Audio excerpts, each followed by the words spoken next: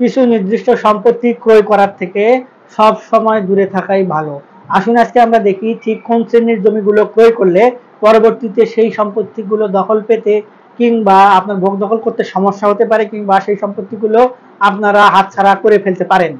তো আসুন আজকে আমরা এই বিষয়গুলো নিয়ে আলোচনা করি। তবে ভিডিওটি শুরু করার আগে আমাদের এই চ্যানেলে যদি আপনি আজকেই নতুন হয়ে থাকেন, তাহলে এই ধরনের আইন বিষয়ক গুরুত্বপূর্ণ ভিডিও পেতে আমাদের চ্যানেলটি সাবস্ক্রাইব করে রাখবেন। আর যদি নিয়মিত হয়ে থাকেন তাহলে লাইক, কমেন্ট, শেয়ার করে আমাদেরকে অনুপ্রেরণা দিবেন। জমি জমা কেনার কিন্তু সবথেকে বড় মাধ্যম হচ্ছে আপনার ক্রয় সূত্রে সম্পত্তি হস্তান্তর। এখন আপনার যদি এমন কোনো সমস্যা থেকে থাকে যে কারণে আপনি রাতের আধারে দ্রুত তড়িৎ গড়িত করে কোনো সম্পত্তি ক্রয় করতেছেন, তাহলে কিন্তু আপনি পরবর্তীতে বিপদে পড়তে পারেন।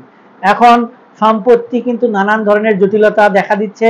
বিভিন্নভাবে বিভিন্ন প্রক্রিয়ায় কিন্তু সম্পত্তি হস্তান্তর করার ফলে আপনার এই সকল সমস্যা দিনে দিনে বেড়ে চলেছে, এবং কিছু কিছু শ্রেণীর সম্পত্তি অনেকে কিনে তারপরে পড়ছে নানান বিপদে। অনেকে তো সম্পত্তি না কিনে পরবর্তীতে সেই সম্পত্তির মামলা কিনে বসে রয়েছেন। এখন দেখা যাচ্ছে যে ওয়ারিশান সম্পত্তি অনেক সময় কেনার পরে অন্য ওয়ারিশরা এসে ভোগ দখল করতে বাধা দিচ্ছেন। এখন ধরুন কোনো ওয়ারিশের সম্পত্তি আপনি ক্রয় করলেন এবং পরবর্তীতে সেই সম্পত্তি ভোগ দখল করতে গিয়ে দেখলেন অন্য ওয়ারিশরা এসে বাধা প্রয়োগ করছে, এবং এর অন্যতম কারণ হচ্ছে তাদের নিজেদের মধ্যে ওয়ারিশান বন্টন দলিল কিংবা তাদের মধ্যে যে সুষ্ঠুভাবে ভাগ বাটোয়ারা হয় সেটি কখনো সম্পন্ন হয় নাই। অনেকেই দাগে দাগে ভোগ দখল করতেছিলেন, তাদের মধ্যে দ্বিধাদ্বন্দ্ব থাকার কারণে কোনোভাবেই সেই ওয়ারিশান বন্টন দলিল করতে পারেন নাই। অনেকে আবার খারিজ করে সেই সম্পত্তি ভোগ দখল করেন, কিন্তু ওয়ারিশান বন্টন দলিল ছাড়া সেই সকল খারিজ কিন্তু পরবর্তীতে অকার্যকর হিসেবে ঘোষণা করা হয়ে থাকবে। এখন আপনি যদি এই ধরনের কোনো সম্পত্তি কেনেন, তাহলে কিন্তু পরবর্তীতে যদি ওই সকল অন্য ওয়ারিশ এসে সম্পত্তি ভোগ দখল করতে আপনাকে বাধা প্রদান করে, সেক্ষেত্রে কিন্তু আপনার সেই সম্পত্তি থেকে বিতাড়িত হওয়া ছাড়া কোনো উপায় নেই। তাই সম্পত্তিগুলো কেনার সময় আপনি আগে দেখবেন সেই সকল ওয়ারিশদের মধ্যে, অর্থাৎ যার কাছ থেকে সম্পত্তি ক্রয় করছেন তাদের নিজেদের ওয়ারিশদের মধ্যে ওয়ারিশান বন্টন দলিল হয়েছিল কিনা, এবং পরবর্তীতে সেই ওয়ারিশান বন্টন দলিলের নিয়ম অনুযায়ী খারিজ করে তারপরে তাদের মধ্যে নিজেদের মধ্যে সমঝোতা করে পরবর্তীতে সেই সকল দলিল আপনার রেজিস্ট্রি করা হয়েছিল কিনা। যদি এই ধরনের কোনো সমস্যা থেকে থাকে তাহলে আপনার সেই সকল সম্পত্তি না ক্রয় করাই ভালো। আর যদি সকল ডকুমেন্ট ঠিকঠাক থাকে তাহলে সম্পত্তি ক্রয় করে পরবর্তীতে ভোগ দখল করতে কোনো বাধা থাকবে না। এরপরে আরেকটি বিষয় অত্যন্ত গুরুত্বপূর্ণ, অনেক সময় সরকারি খাস জমি অনেকেই ভোগ দখল করে, কিংবা অনেক রাষ্ট্রায়ত্ত প্রতিষ্ঠানের সম্পত্তি থাকে যে সম্পত্তিগুলো অনেকেই কিন্তু ভোগ দখল করে। এখন চলমান নতুন যে ভূমি আইন বিদ্যমান রয়েছে, সেই বিদ্যমান ভূমি আইনে কিন্তু প্রায় 6 থেকে 7 ধরনের সম্পত্তি ক্রয় বিক্রয় থেকে বিরত থাকার জন্য নির্দেশ প্রদান করেছে। এর মধ্যে খাস জমি কিন্তু অত্যন্ত গুরুত্বপূর্ণ। ধরুন কোন একজন ব্যক্তি 99 বছর 100 বছরের জন্য সরকারি সম্পত্তি লিজ নিয়ে ভোগ দখল করতে আসছিলেন, এবং পরবর্তীতে সেই সম্পত্তি আপনার দখল সূত্রে কিংবা লিজ সূত্রে পরবর্তীতে ওয়ারিশরা ভোগ দখল করে আসছিলেন, এবং তারা একটি ভুয়া দলিল তৈরি করে সেগুলো ভোগ দখল করার পরে আপনার কাছে যদি বিক্রি করতে চায় এবং আপনি যদি সম্পত্তির খোঁজ খবর না নিয়ে তারপরে ক্রয় করেন, পরবর্তীতে কিন্তু সেই সম্পত্তি সরকারের যখন লিজের মেয়াদ শেষ হবে তখন কিন্তু তারা আপনার কাছ থেকে সেই সম্পত্তি বুঝে নেবেন, কিংবা আপনার থেকে সম্পত্তি কিন্তু জোর করে জবরদখল করে রাখার চেষ্টাও করে থাকেন, তারপরে কিন্তু সম্পত্তি আপনারা রাখতে পারবেন না। সরকার কিন্তু একোয়ার করে নিয়ে পরবর্তীতে আবার লিজ দিয়ে অন্য একজন ব্যক্তির কাছে হস্তান্তর করবেন। তাই এই সকল বা যে কোনো সম্পত্তি ক্রয় করার আগে অবশ্যই খোঁজ খবর নিতে হবে যে সেই সম্পত্তি কোনোভাবে সরকারের মালিকানাধীন কিংবা খাস সম্পত্তির আওতাভুক্ত কিনা। এক্ষেত্রে অবশ্যই আপনারা সেই সকল সম্পত্তির যে আগের সকল রেকর্ড কিংবা দলিল, ভায়া দলিল কিংবা সাব দলিল যেগুলো থাকুক না কেন, সকল ডকুমেন্ট যাচাই বাছাই করে নেবেন। আর এই সকল বিষয় কিন্তু অত্যন্ত জটিল, আপনারা যদি না বোঝেন কখনোই দালালের পরামর্শ নিয়ে কোনো সিদ্ধান্ত গ্রহণ করবেন না। অবশ্যই একজন জানাশোনা ভালো আইনজীবীর পরামর্শ নিয়ে তারপরেই এই সকল সম্পত্তি ক্রয় করাই উত্তম। রাতের আধারে কোনো সম্পত্তি ক্রয় করে কিংবা তড়িঘড়ি করে কোনো সম্পত্তি ক্রয় না করাই ভালো। এরপরে আসে যে কোনো সম্পত্তি যখনই আপনি ক্রয় করতে যাবেন কিংবা সে কোনো সম্পত্তি ক্রয় করার পূর্বে আপনারা সেই সম্পত্তির ভালোভাবে খোঁজ খবর নেবেন।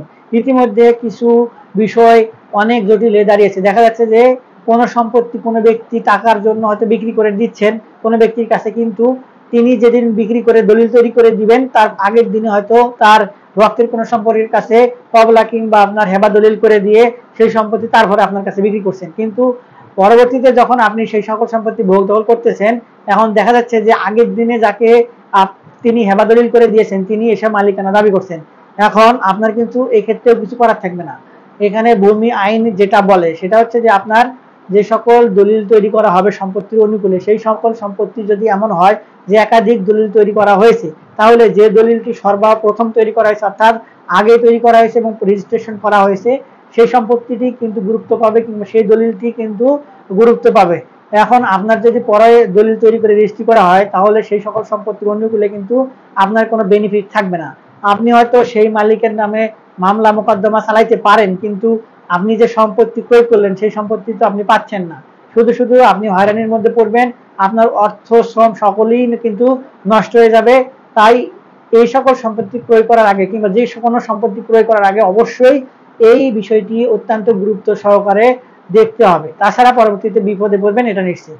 এরপরে আরেকটি বিষয় আছে, কোনো নাবালকের সম্পত্তি যদি ক্রয় করেন, অর্থাৎ নাবালকের নামে কোনো সম্পত্তি হস্তান্তর করা যায়, অর্থাৎ নাবালকের মালিকানাধীন কোনো সম্পত্তি দেওয়া যায়, কিন্তু নাবালক যতদিন সাবালক হয় নাই ততদিন তার মালিকানাধীন কোনো সম্পত্তি কিন্তু কেউ বিক্রি করতে পারবে না। অর্থাৎ নাবালকের সম্পত্তি শুধুমাত্র সে যখন সাবালক হবে, অর্থাৎ 18 বছর পূর্ণ হয়ে দেশের নাগরিকত্ব গ্রহণ করবে, তখনই সে শুধুমাত্র তার সেই সকল সম্পত্তি বিক্রয় করতে পারে। অনেক সময় নাবালকের সম্পত্তি দেখভাল করার জন্য যারা দায়িত্বপ্রাপ্ত হন, তারা পরবর্তীতে সেই সকল সম্পত্তি নিজের মালিকানাধীন দাবি করে বিক্রি করে দেন। পরবর্তীতে যখন নাবালক সাবালক হয়ে সে দেখে যে তার সম্পত্তি বিক্রি করা হয়েছে এইভাবে বেআইনিভাবে, তখন সে এসে যদি সেই সকল সম্পত্তি দাবি করে এবং আইনের আশ্রয় নেয়, তাহলে কিন্তু আপনারা সেই সম্পত্তি ভোগ দখল থেকে বিতাড়িত হতে পারেন কিংবা আপনারা দখলে রাখতে পারবেন না। সেই সকল সম্পত্তি সেই ব্যক্তিকে অর্থাৎ নাবালককে ছেড়ে দিতে হবে।